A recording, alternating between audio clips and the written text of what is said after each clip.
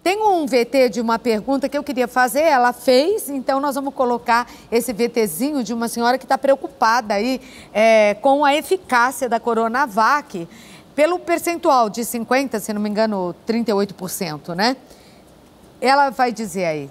Pode perguntar, querida. Bom dia, Claudete. Bom dia. Meu nome é Aurelina, sou de Niterói, no Rio de Janeiro, tenho 79 anos. Eu gostaria de saber o que exatamente significa essa eficácia de pouco mais de 50% da Coronavac. Significa que eu tenho 50% menos chance de ser contaminada ou que, sendo vacinada, ainda posso me contaminar, porém a possibilidade de desenvolver a forma mais grave da doença é 50% menor? Obrigada. Primeiro, Aurelina, você é uma fofa, né? Linda, né? Linda, Aurelina, lá do Rio de Janeiro. Um grande beijo. E a pergunta que você faz está na boca e no pensamento de muitas pessoas. Professor. A pergunta da Aurelina, ela é a pergunta de muitos, né? Mas é o seguinte, a eficácia da vacina significa, né, que você comparou um estudo de fase 3, um estudo que a gente chama de randomizado, duplo cego, com dois grupos. Um grupo que tomou a candidata vacinal, que no caso é a Coronavac, e um grupo que tomou um placebo. Um placebo contém todos os ingredientes da vacina, menos o princípio ativo, que é o que realmente serve para induzir a resposta imune. Então, nesses dois grupos, o que aconteceu? A vacina mostrou uma eficácia de 50%. Significa que de cada 100 pessoas, por exemplo, que tomarem, 50 estão protegidas, estão imunizadas. As outras 50, 78%, elas foram infectadas, mas elas tiveram sintomas ou muito leves ou ficaram assintomáticas, o que é excepcional, excelente. E 22% tiveram casos leves, sendo que não teve nenhum caso grave. Isso mostra uma tendência da vacina de proteger, por exemplo, de evitar que as pessoas sejam hospitalizadas e peguem casos de Covid mais graves, venham a óbito. Então, esse, quer dizer, não é cara ou coroa. Não, nunca foi. Nunca foi cara ou coroa. De forma alguma é cara ou coroa. É eficaz e as pessoas devem tomar. Professor, eu vou dar um recado e volto aqui para a gente continuar conversando, mas eu preciso fazer uma pergunta que eu acho que muita gente também se preocupa. Talvez não tenha chegado a sua vez, mas você já está preocupado com isso, né? Porque é lógico, nem a gente sabe ainda como vai funcionar direitinho, calendário, mesmo porque faltam vacinas, a gente sabe, vai ser preciso uma quantidade muito grande, e inclusive de insumos para que o Butantan...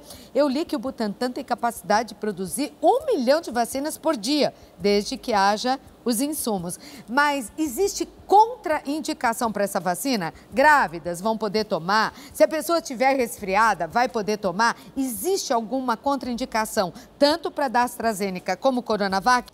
Não tem contraindicações para essas vacinas da Coronavac e da Oxford agora. É importante salientar que grávidas, né, gestantes e crianças não foram inclusas nos estudos de fase 3. Então, elas não vão entrar, elas não vão ser contempladas nesse momento. Então, nós não estamos falando de contraindicações, nós estamos falando simplesmente de grupos que não foram incluídos na fase 3 simplesmente por questões de precaução. Então, elas vão entrar posteriormente.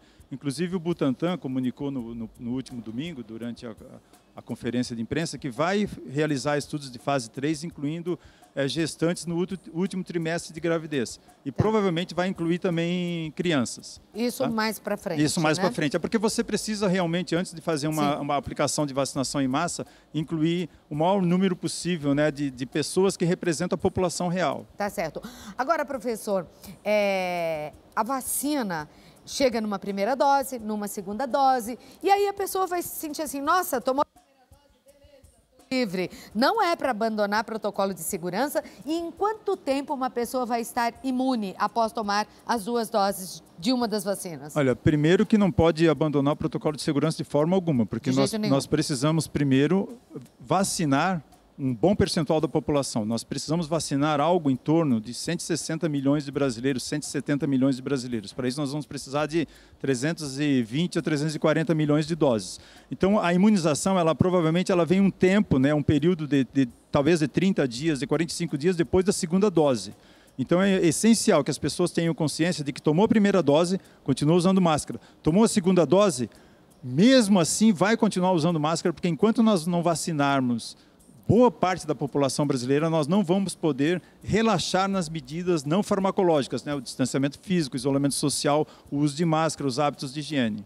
Professor, o que é essa imunização de rebanho, então? Como é que funciona? O que é isso? Imunização, eu nem gosto muito de usar o termo imunização de rebanho, eu prefiro usar o termo imunização comunitária ou coletiva, mas o termo imunização de rebanho é muito utilizado. Que é o seguinte, é você ter um determinado número, um percentual da população vacinada, algo em torno de 60%, 70%. Vixe, vai demorar muito. Ou talvez um pouco mais. Então, o que você precisa? Porque assim, vacinar não é a mesma coisa que imunizar. Sim. Quando você vacina 100 pessoas, por exemplo, com a vacina da Coronavac, você imuniza 50 pessoas e você protege as outras pessoas também, porque quem está imunizado acaba protegendo quem eventualmente não ficou imunizado pela vacina ou não tomou a vacina por razões médicas ou por qualquer outra razão, seja política ou religiosa. Então, o conceito de imunização é isso, é você vacinar uma grande parte da população, você, consequentemente, quanto mais gente você vacina, mais gente você imuniza e você acaba protegendo eventualmente também aqueles que não se vacinaram. Pelos estudos que vocês fizeram, você está na linha de frente, né? Sempre teve aí da pandemia, do combate à Covid-19, dá para dar algum prognóstico, assim, em quanto tempo vai demorar para a gente se sentir mais seguro em relação à doença? Porque os números só pioram, viu? Aqui em São Paulo nós tivemos aí 2 semanas críticas de pessoas contaminadas e de pessoas que morreram com a Covid. Nós vamos observar agora o resultado das aglomerações durante a passagem de fim de ano, Natal e fim de ano, né? Então o número de casos está aumentando. Você vê o que está acontecendo em Manaus, em que está faltando, infelizmente, até oxigênio, até para os bebês prematuros. Então, assim, é muito difícil fazer essa previsão, porque, primeiro, nós precisamos de vacinas. Nós somos 212 milhões de pessoas no país e nós precisamos... gente. Muita gente. Nós precisamos vacinar algo em torno de 160 a 170 milhões. Imunizando boa parte disso. Então, não vai ser com uma única vacina, não vai ser só com a Coronavac, não vai ser só com a vacina de Oxford. Nós vamos precisar, provavelmente, de outras vacinas, como talvez a vacina da Pfizer, a vacina da Rússia, a vacina da Janssen, porque só com um grande número de vacinas e cada vacina pode funcionar melhor para um determinado nicho da população também, a gente pode proteger boa parte da população brasileira e aí sim pensar em começar a sair. Eu acredito, Claudete, que o ano de 2022...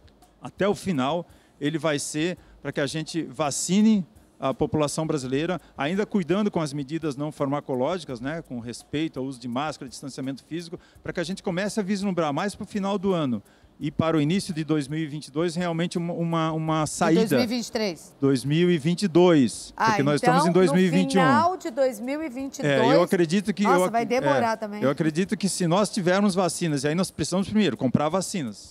E aí a gente tem uma chance realmente de começar a sair dessa pandemia mais para o segundo semestre, para o final do ano. E começar a rezar para esses insumos chegarem, né? São Paulo, eu sei que tem um escritório em Xangai. Tem que tratar muito bem a China, que é quem tem esses insumos, para que a gente receba os insumos para que o Instituto Butantan, um instituto com toda a credibilidade mundial, possa poder fazer as vacinas aqui. Eu vou deixar mais uma pergunta, já volto para a sua resposta, professor. Caso a pessoa esteja com o vírus, essa foi feita pelo Instagram, é a Janete Tereza, por isso que eu estou lendo aqui. Caso a pessoa esteja com o vírus da Covid, assintomática, né? E tomar a vacina, pode acontecer alguma coisa? Seria prejudicial? Ela está com vírus, não sabe se está com vírus, vai lá e toma a vacina. O que acontece com essa pessoa? E aí, professor, se a pessoa tiver com Covid, não sabe, né? Está assintomática, e for lá e tomar a vacina, vai acontecer alguma coisa? Primeiro é o seguinte, que todos os estudos de fase 3, de todas as candidatas vacinais, nenhum deles incluiu pessoas assintomáticas. Tá. Com Covid. Então não se sabe. Não, porque exatamente, não se sabe, mas eu vou complementar. Porque o objetivo é exatamente esse, né? No início era, primeiro, verificar se as vacinas são esterilizantes no sentido de evitarem a infecção e quais os benefícios que trazem para tornar a doença menos grave. Mas certamente que muitas pessoas que estão assintomáticas vão tomar Covid. E isso vai ser acompanhado durante aquilo que a gente chama de fase 4, que é a fase de farmacovigilância. Tá. Que toda vez que um medicamento, uma vacina, por exemplo, ele entra numa campanha de uso em massa, no caso de vacinas de vacinação em massa, existe ainda uma fase chamada de farmacovigilância em que se continua analisando eventuais efeitos adversos e toda a questão de segurança. Agora, uma coisa que é super importante, se a pessoa estiver infectada e souber, ela deve respeitar a quarentena e ficar em casa e esperar né, alguns dias, aí cerca de 15 dias, né, repetir o teste, talvez do RT-PCR, e só depois, então, tomar a sua vacina quando nós tivermos as doses, né, para todos. Sim. Mas, professor, nem se desconfia o que pode acontecer se a pessoa tiver assintomática e tomar a vacina? Não, provavelmente, por exemplo, se o caso é assintomático, a pessoa já adquiriu uma resposta imune, uma resposta de anticorpos. Então, provavelmente não vai ter problema nenhum, as vacinas elas são seguras, ela talvez tenha uma resposta até muito positiva, entende? Outra pergunta feita agora pelo Instagram é da Maria Tereza Barreto. Ela diz que a mãe tem 35% só da função do coração, ela é cardíaca.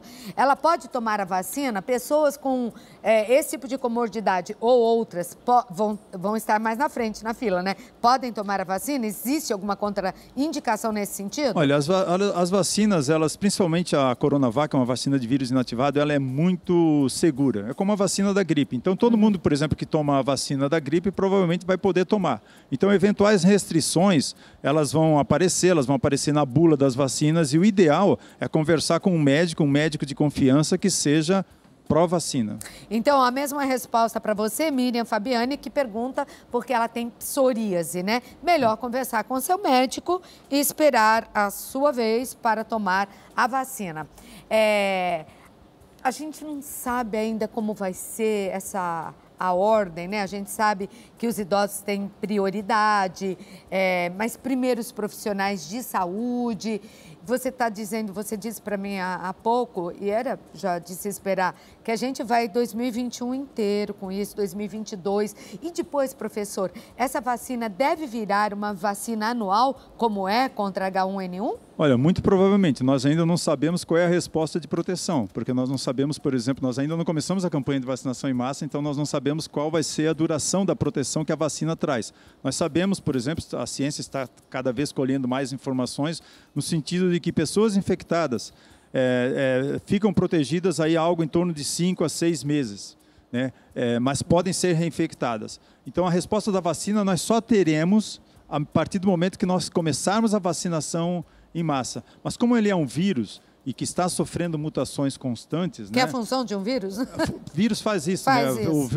Ainda mais um vírus que é um vírus de RNA. Ele vai continuar sofrendo mutações. E o comportamento humano não ajuda muito, porque a gente vê todas essas aglomerações. Exatamente. O vírus vai continuar sofrendo mutações. Nós teremos mutações que são ruins para o vírus e boas para nós, mas nós poderemos ter mutações no futuro boas para o vírus e ruins para nós. Então, no momento que a gente está observando é que há um certo aumento na transmissibilidade do vírus, ele não está ficando mais letal. Mas só o fato do vírus se tornar mais transmissível, ele vai infectar o maior número de pessoas, o maior número de pessoas vai infectar o maior número de pessoas que vão procurar hospitais, que vão precisar de internação e que vão ter casos mais graves e que vão vir a óbito. Então, isso é uma cadeia natural.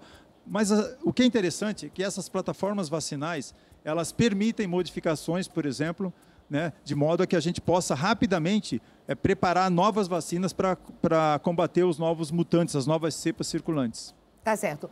Agora, uma última pergunta aí, depois, né, por favor, coloque aqui o que não foi perguntado, mas uma pessoa que já teve Covid, ela pegou a Covid, ela saiu dessa, como a gente sabe já da comprovação de reinfecção, ela pode e deve tomar a vacina chegando a sua vez? Deve tomar. Quando chegar a sua vez, quando nós tivermos vacina apesar de já ter tido. Apesar de já ter tido, sim, porque como eu citei anteriormente, o título de anticorpos, né, a resposta de proteção, ela não é muito duradoura. Certo, ela dura aí algo em torno de 5, 6 meses, pelo que nós conhecemos até agora, né, que a ciência tem trazido. Então, todos devem tomar as vacinas, né, e a gente espera que as vacinas tragam uma boa proteção e nós vamos precisar realmente de uma campanha de vacinação e de uma conscientização da população brasileira para uma alta adesão, para uma alta cobertura. É isso que vai nos tirar da pandemia. É isso que eu quero, esse é o recado que eu quero para todo mundo que está assistindo o programa, para você que fica ouvindo conversinha fiada, para você que não acredita na vacina.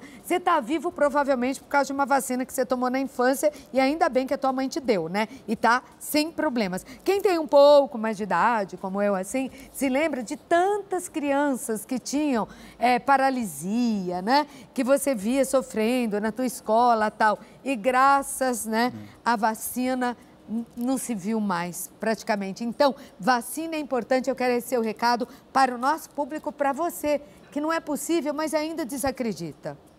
Olha, as vacinas são a maior conquista da saúde pública, uma das maiores conquistas, assim, uma das conquistas extraordinárias da ciência. Vacinas salvam cerca de 3 a 4 milhões de vidas por ano. 4 a 5 milhões de pessoas por ano, por minuto, são salvas com o uso de vacinas. Nós erradicamos a varíola do planeta graças a vacinas. A varíola matou cerca de 350 milhões de pessoas no século XX. Nós controlamos doenças como, você citou, poliomielite, sarampo, cachumba, meningite, graças às vacinas. Então, é extremamente importante que a gente tenha uma alta adesão. E eu costumo falar assim, ó, vacinas, saneamento básico, esgoto tratado, água potável são a nossa melhor ferramenta de saúde pública. Vocês estão vendo o que o SARS-CoV-2, o vírus que causa a Covid-19, fez com o mundo.